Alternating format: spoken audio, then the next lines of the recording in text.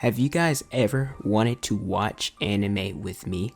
Well, now you guys can. We watch all type of anime and we do it on a nightly basis. All you guys have to do is follow me on Twitch and click the link in the description to join the Discord. With that out of the way, let's get into the intro.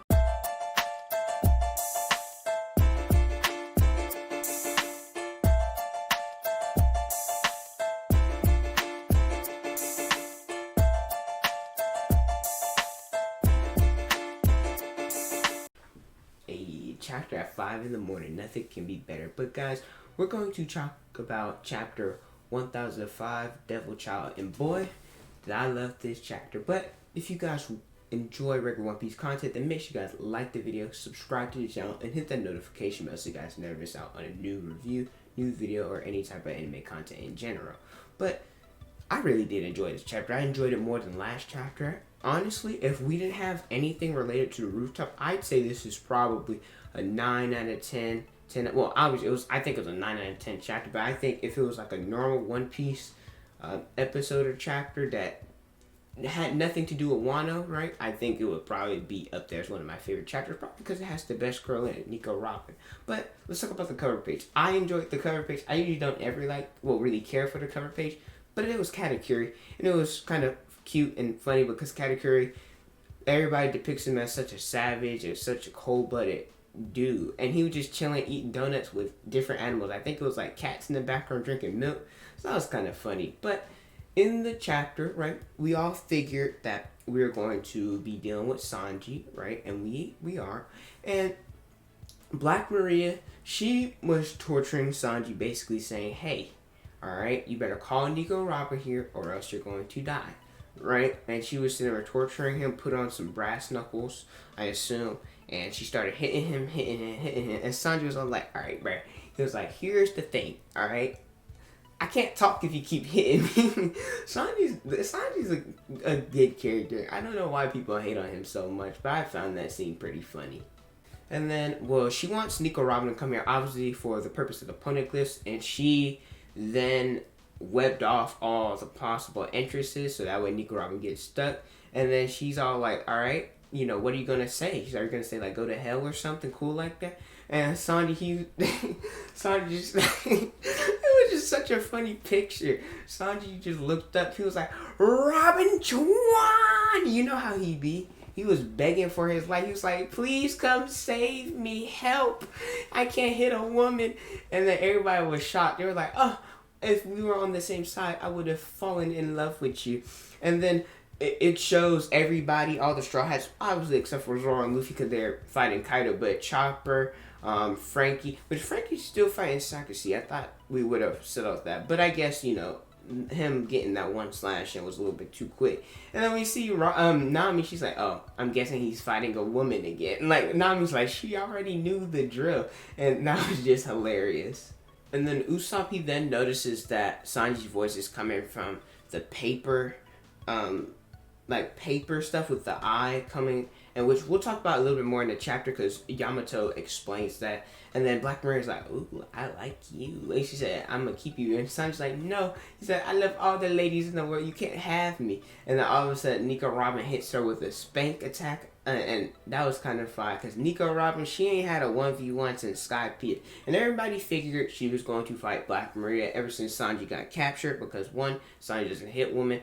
And two, Nami was already fighting Ochi, so it only makes sense that Robin was the only one that can be there. And three, well, Robin can sprout limbs, and Black Maria, she has 8 arms because she's a spider. So, yeah, we all knew that this was going to happen.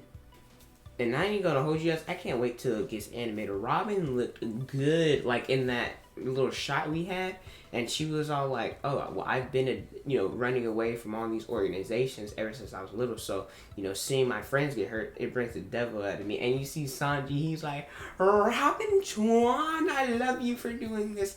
And then Brook comes in, and he's able to freeze the webs and able to cut people free.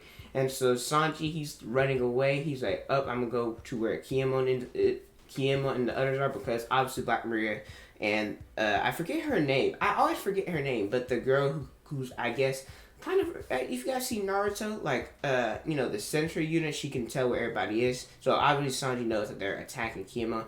More likely than not, Hiyori or Toki are there, so we'll probably have that interaction. And maybe Yamato will go there with Momonosuke, but, they get a little touching reunion. And then, well, I have a little gag, but I'll talk about that a little later. But, and then Robin's like, Sanji? And he's like, Sanji, Sanji a little freak. But, so she's like, Sanji, thanks for having faith in me. She winked to him, and Sanji, he took that as like a proposal or whatever. He was like, oh, I love you so much, Robin Chwan. And then, he runs away. So then we cut to Yamato, and she talks about her father's, has like a lot of spies or whatever, and they're called Moris basically. They attach the talismans or whatever to different animals, or I guess different objects. I don't know objects for sure, but for sure living creatures, and they're able to run around Onigashima. That way the sentry unit or whatever can keep tabs on them. And then, they're about to break in and take Momonosuke because obviously they could see him. And then Yamato, she's like, alright. Yeah, she's like, she opens up her bosom area. What did I just... Her breastises, alright? And she's like, Momonosuke, get up in here, alright? We're gonna hide you. And, which is funny, because, Momo, he likes that, but she shows no shame. Which kind of makes me think that we're gonna get a moment where, like, if she does join the crew, she's gonna, like, take off her shirt or whatever, and, like, Sanji's gonna be like, hey, yo, like, and then she's gonna be like, what? It's perfectly natural. I don't know, that's just my little headcanon, but... Shinobu, she's all like, hey, that's not what I meant. But, Momo was happy enough to get a free shot at, touching a woman. So he jumps in, and they're fighting their way out. Probably, they're either going to go to a rooftop or to where Kiyama and them are.